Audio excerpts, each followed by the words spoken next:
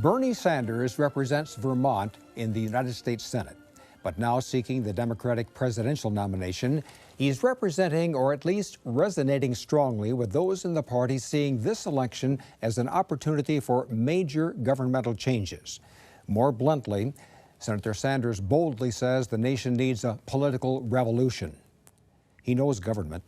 4 terms as Burlington, Vermont's mayor, 8 terms in the U.S. House of Representatives, now in his 2nd Senate term. And welcome back to Iowa Press, your 2nd visit here. Thank you very much for inviting me. You know, I've delineated here your political career. There have been some wins, some losses, and over that time you've developed, I think, quite a sense of political smell. What makes this one smell like a victory? What I think explains the momentum and the energy and the enthusiasm in our campaign all over this country and the huge turnouts we're getting is the people, I think, are sick and tired of establishment politics and establishment economics. I think most Americans understand that there's something fundamentally wrong when the middle class continues to disappear and almost all of the new income being generated goes to the top 1%. That's the message that is resonating, and I want to introduce, so we can continue the questions here, sure. Senator. Across the table, James Lynch, who writes for the Gazette, published in Cedar Rapids, and Radio Iowa's news director, Kay Henderson. Senator, on the Republican side, we have Republican candidates saying their very first act as president would be to, for instance, tear up the deal with Iran or to rescind every executive order that President Obama has issued. As president, what would be the very first thing that a President Sanders would do? I don't think there is a first thing. I think what we have got to do is work to create a movement which is prepared to take on the billionaire class, which today has so much power. And what we need is a set of policies designed to expand the middle class and the shrinking middle class that we have seen for 40 years, and demand that the wealthiest people in this country start paying their fair share of taxes. So the agenda that we are talking about, Kay, is a federal jobs program to rebuild our crumbling infrastructure, creating 13 million jobs, to raise the minimum wage over a period of several years to $15 an hour, to make sure that we have pay equity for women workers, to make certain that public colleges and universities in this country are tuition free, and that we deal with this outrageous situation of high student debt, and we fund that by asking Wall Street to pay a tax on speculation of stocks and bonds. So those are some of the directions that we've got to move, I think. You've also been a critic of recent trade deals, yes, and some not so recent. Do you believe as president you would have the authority to unravel some of them immediately? I think, look, for Vermont, for Iowa, and for virtually the entire country, trade agreements like NAFTA, CAFTA, and permanent normal trade relations with China have by and large been a disaster. I voted against all of them, and I'm helping to lead the effort right now against the Trans-Pacific Partnership. At the end of the day, I think what Americans perceive, and you ask me why there is momentum for our campaign, these trade agreements were written by corporate America, were written by Wall Street. The goal was to shut down plants in America, to stop having to pay workers in Iowa, Vermont, this country, decent wages, move to China, pay people low wages, and bring their products back in America. But supported by Democratic administrations. You're quite right. Many of these policies, you're absolutely right, many of these policies were supported by not only Republicans, by President Clinton, and unfortunately President Obama. They are bad policies. They are opposed by and large by every trade union in this country, and I believe by the majority of the American people. At the end of the day, the American worker should not be forced to compete against people in Vietnam who make 56 cents an hour minimum wage. How do you roll back the clock on those agreements? Well, you renegotiate agreements.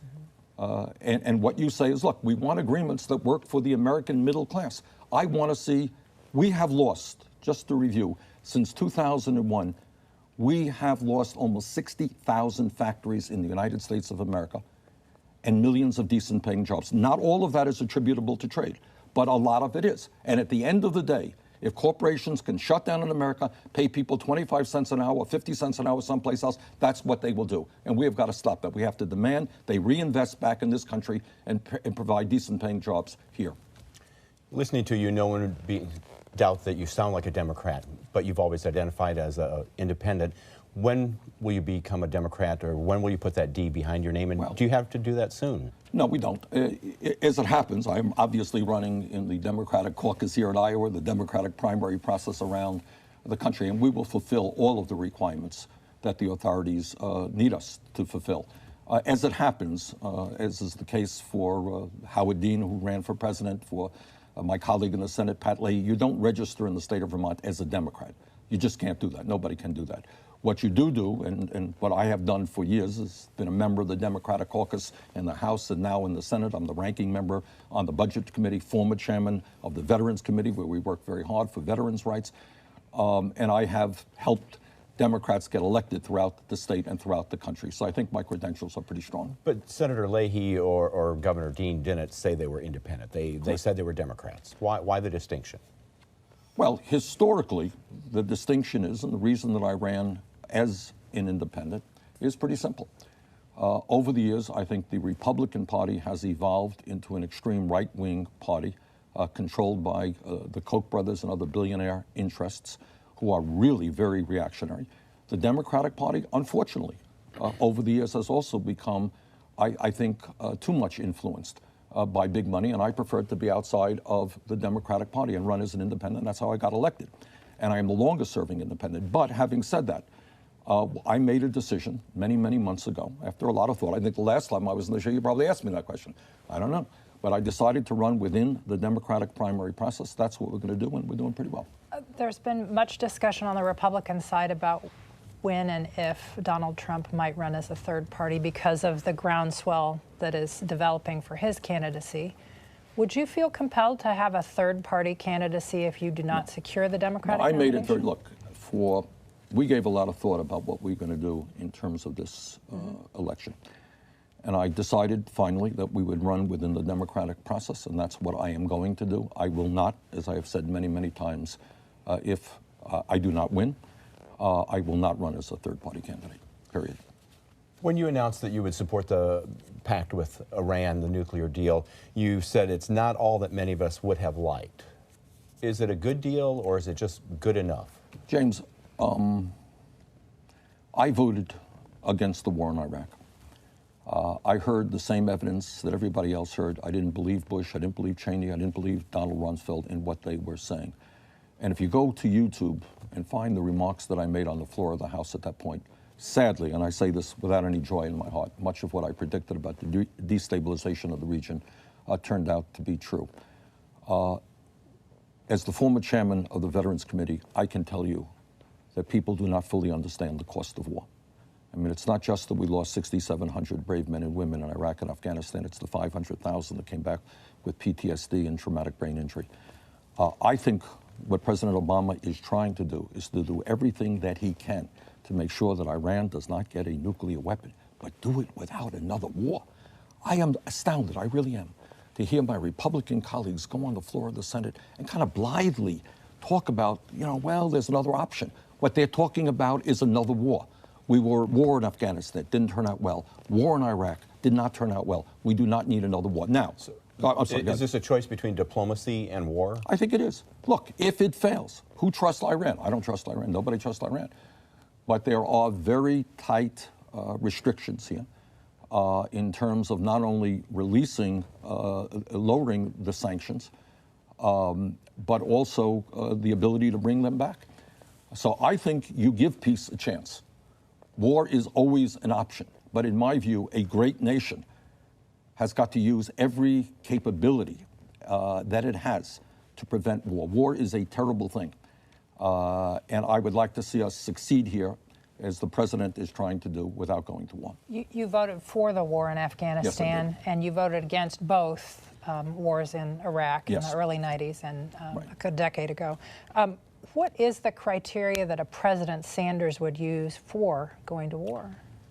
I voted against the first Gulf War when Saddam Hussein invaded Kuwait, because I thought with the whole world united against them, the whole world, we could have driven him back without going to war. That was my motive then, and I think I was right.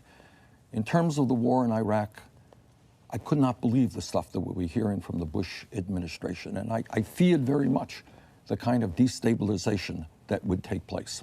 and I voted against that war as well. I voted for the war in Afghanistan because you had a situation where Osama bin Laden was being protected by the Taliban at that point. I think a request had made. He's a criminal. He was not released, and we went to war. So my view is that what we need, by the way, is not the United States, and you can't predict every event that's coming up, but by and large, I would like to see the United States work with the rest of the world, work with our allies in the Middle East, and not have to do it alone. Diplomacy, though, needs to be backed up, as most view, it needs to be backed up by military strength. Sure. Is the U.S. sufficiently militarily strong in order to act that way in leading the world? Well, I could tell you that the United States now is spending, I believe, more on our military than the next 9 nations combined. Is it enough? That is, would you increase the strength of the U.S. military? What I would do is change the priorities of the U.S. military. You're asking me, is it enough? We have elderly people in this country living on $13,000 a year because they don't get enough in Social Security. We have young people who can't afford to go to college. We have people, veterans, sleeping out on the street. So as a nation, we have got to determine our priorities. No, I am not in favor of just simply putting more and more money into the military, but this is what I am in favor of. Right now, you may or may not know that the Department of Defense is the only agency of government which cannot sustain an independent audit. You go there and say, well, where are you spending your money? How many private contractors do you have? They don't know the answer. So before you throw a lot more money into the military, I think you need some accountability, which we do not at the present time have. Furthermore, I think to too large a degree, the United States may still be fighting against the old Soviet Union. Our enemy now is terrorism. It is a very different type of military conflict. So the answer is yes, we need the strongest military in the world. Second of all, I do not believe, everything being equal, we should do it alone. We should work with coalition. France is there, the UK is there, other countries are there. In the Middle East, by the way, people don't know this. Saudi Arabia, this will shock everybody, has the 3rd largest military budget in the world. 3rd largest. You know what? Maybe they want to get their hands a little bit dirty in taking on ISIS with our support without us having to have our ground troops there in combat. There are Democrats and libertarians who have concerns about the use of drones as part of military operations. What is your view? I am concerned. I think we have seen situations where drone attacks have ended up doing us a lot more harm than good.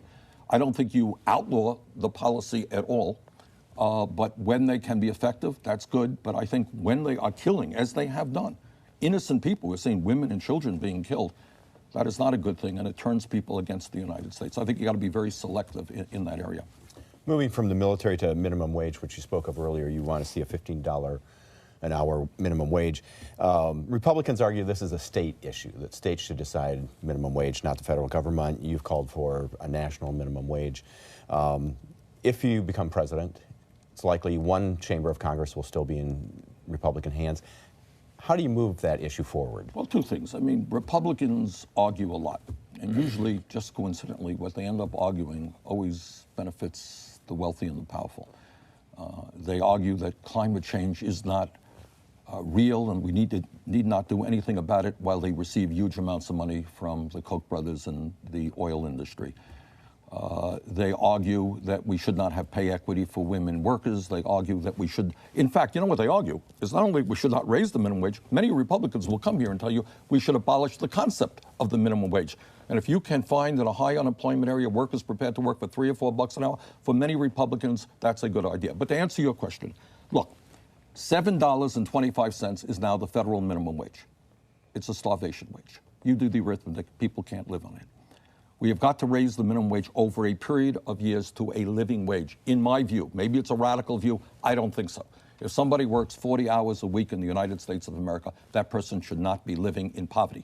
That's what a $15 minimum wage over a period of years would do. Now, you asked me the question, well, how do you negotiate with Republicans? And I'll tell you how.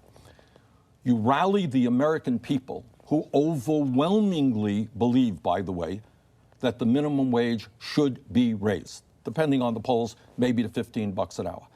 The Republicans get away with murder. They get away with trying to cut Social Security, Medicare, Medicaid, not raise the minimum wage, because people are not organized in opposition to them. When we rally the American people, I think the Republicans will see the writing on the wall. They will come along with us. Is that how you avoid class warfare? Because what you've been saying here really promotes class welfare. Class warfare, you mean? Yes. Well, Did I say welfare? You said class welfare. Well, you're right. We have been giving welfare to the very wealthiest people in this country for too long. That's not what you meant. But let me talk about so-called class warfare, okay? I've been accused of promoting class warfare, okay? So let me be clear. Class warfare goes on in the United States right now. The rich are getting much richer, the poor are getting poorer, and the middle class is disappearing. In the last 30 years, we have seen a shift, a redistribution of wealth to the tune of trillions of dollars that have gone out of the hands of the middle class and working families to the top 0.1%. The Republican budget passed a few months ago gave over $250 billion in tax breaks to the wealthiest 0.2%, and yet they cut Medicare, they cut Medicaid, they cut healthcare. That's class warfare. But when you talk about organizing, it sounds to me like you're organizing to go to war. Well, not to. We're organizing for politics. What do you think is going on today with Wall Street and the billionaire class and the Koch brothers? They are organized. When the Koch brothers, as a result of this disastrous Citizens United Supreme Court decision, are prepared to spend $900 million in this campaign cycle to elect candidates, Republican candidates who represent the wealthy and the powerful, is that not organized? That's organized when you have super PACs. I'm the only major candidate, or one of the only, who doesn't have a super PAC. I don't want money from billionaires. Dean, in my view, that is organized. So what we have seen for many, many years, in my view, is a massive transfer of wealth from the middle class to the top 0.1%. You've seen, as a result of Citizens United, billionaires able to try to buy elections in this country. I think we've got to fight back. I think we've got the point there. I'm going to move directly into politics here. Vice President Biden, how would his entrance possibly into the race affect your candidacy and your campaign? Good question, and you know what? I honestly don't know the answer. I mean, there are some people who speculate that he would take more votes away from Hillary Clinton. There's some people who speculate he would take more votes away from me. I don't know the answer to the question. I'm not much into speculation. But this I will say. I've known Joe Biden for many years, a very decent guy, a friend of mine. We served in the Senate together. And what I will do, you're looking at a candidate who, in the many campaigns I have run in the state of Vermont, do you know how many negative ads I have run? I've never run one. Never run a negative ad. I am not taking super PAC money. I don't want super PACs. I run campaigns based on the important issues facing our people. Joe Biden gets in, I can promise Joe, as I have Hillary Clinton, we will run an issue-oriented campaign, not one of personal attacks and negative ads. Joe Biden reportedly has said that if he decides to get into the race and run for president, he would only serve one term because of his age. You're going to have a birthday in a couple days, and you'll be older than Joe Biden. Not to put a fine point on it, but are you too old to be president? That's not a fine point. I think it's a pretty fine point. No, look, it is an issue. Thank God. This is wood, I hope I'm knocking on wood here. I was blessed, with very good health. And if you follow my work schedule, follow me around Iowa in the next period of time, see what I've been doing on this campaign. I cannot remember the last day that I missed work because I was sick, thank God. So I think I'm healthy. If we win the first term and it goes well, we'll take a look at the second term. It was a little bit too early to speculate on that. But should there be the Constitution says you have to be 35 to be president. Should there be an upper limit for presidents and Supreme Court justices? I don't agree. I think, in a democracy, the American people make the choice. You can also say that I have a lot of experience. As Dean mentioned, I was a mayor, I was a congressman, I'm a United States Senator, I'm a candidate for president. I've learned a few things along the way. And people ultimately have to make the choice, about the qualifications, the character of the candidate. Age, I suppose, is one of the factors, but I don't know that you want limitations. There are a lot of, the world is changing, and you got a lot of people doing a lot of, look, I look at Pope Francis, for example, who is one of my heroes. He has been playing an extraordinary, important role around the world in talking about income and wealth inequality, what he calls the dispossessed, talking about climate change. He's not a young guy, but he's playing a fantastic role. One of the issues that has gripped the country, it revolves around gun violence. As a senator representing Vermont, you have opposed waiting periods for the purchase of guns. No. Not true. Okay. I support, oh, no. I have supported instant background checks. Yes, but right. a 5-day waiting period. That was way back when, yes. Yeah, okay. So as president, would you take actions in regards to gun-related legislation in a different way than you have as a senator representing Vermont? Okay, that's a great and very important question. Let me just say this. I represent the state which has virtually no gun control. That's just the way it is. And Democratic governors, Republican governors have supported that. Yet, despite that, this former congressman and senator has voted for instant background checks, because I think at the end of the day, what's most important, when we see these horrible things that we're seeing on TV, we have to make sure that guns do not get into the hands of people who should not have them. That's bottom line. Those are criminals. Those are people with mental illnesses. And by the way, all right, so that's number one. Number two, I have voted. This was not an easy vote. I have a lifetime NRA voting record of something like D-. I have voted against the distribution and production in this country and manufacturing of certain types of assault weapons. All right? I voted for the assault weapon ban, and I voted to close the outrageous gun control loopholes, which allows people getting around the instant background check. Furthermore, what I believe, if you look at the records of people who are doing these horrible things, whether it's killing police officers or anybody else, you're seeing a lot of mental illness, a lot of mental illness. There are many thousands of people in this country today who are suicidal, who are homicidal, who are not getting the care that they need. I get those calls in my office, frankly. And what we need to do as a nation and say that if somebody calls up and says, you know, I'm worried about my husband, I'm worried about my brother, what he may do, that person should be able to get treatment immediately, not 3 months from now. We are way, way behind where we should be in that area. This is an issue on which there's a philosophical divide in the country. As I go out and listen to Iowans ask candidates questions, one of the candidate questions asked is, how will you unite the country? How will you govern a country that's so riven with, you know, a philosophical divide? Good question. This is what I think. I think absolutely. I am lifetime pro-choice. It's the way I am, ain't gonna change. I am pro-gay rights, have been for many, many years, not gonna change. I am one of the leaders in the United States Senate in fighting for the environment and the need to combat climate change, ain't gonna change. But here's what I would say, Kate. Sometimes on other issues, you would be surprised that there is a lot more commonality of thinking than sometimes the media perceives, okay? James asked me about the minimum wage. Well, you know what? Republicans support raising the minimum wage, so do Democrats. Republicans support rebuilding our crumbling infrastructure, so do Democrats.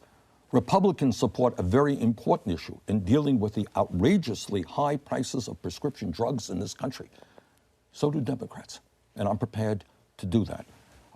Many Republicans, by the way, Dean asked me about trade policy. You asked me about trade policies. Guess what? More Republicans are opposed to our trade policies than are Democrats, as a matter of fact. So I think what I can do is bring people together essentially around economic issues, which says, hey, it is time to rebuild the middle class. It is time to demand that the wealthy and large corporations start paying their fair share of taxes. On all of those issues, there is broad support in both political parties. And then what you have to say, guess what? On the abortion issue, we're going to disagree. This is my view. I know I'm not going to convince you. You're not going to convince me. But let us at least work to protect our kids and our parents, make sure we don't cut Social Security, but expand Social Security, et cetera, et cetera. Before you get to do all that, though, you have to get the nomination, and I'm wondering, the latest polls show you gaining in Iowa, surging, according to some people. Will you win the Iowa caucuses, and do you have to win the Iowa caucuses to be successful? All of you know, Iowa plays along with New Hampshire, a unique role in American politics.